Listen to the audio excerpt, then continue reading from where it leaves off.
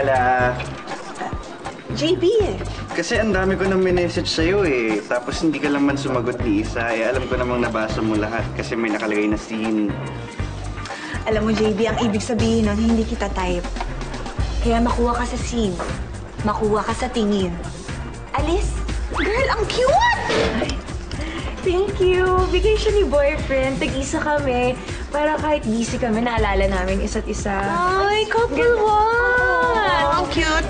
Ang cute ng couple's watch. Alam mo, ang sweet-sweet niya, no? May regalo siya sa yung watch. Kaso sayang lang, wala naman siya sa yung time.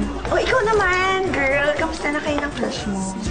Ay, ayun. Mahal ko pa rin siya. Kaso hindi naman niya ako pinapansin. Ano ka ba, girl?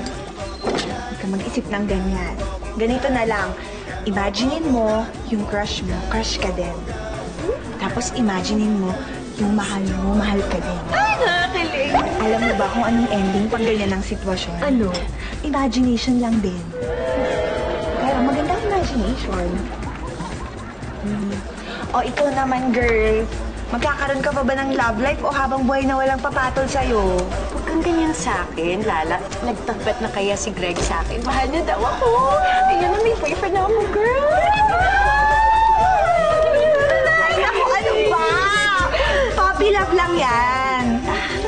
Eh, nasa right age na kami. Paano mo naman nasabi na puppy love lang?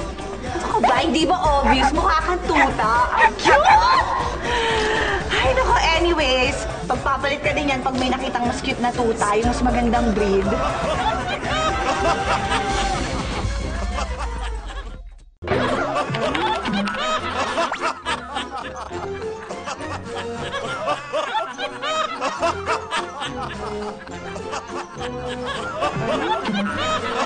ha!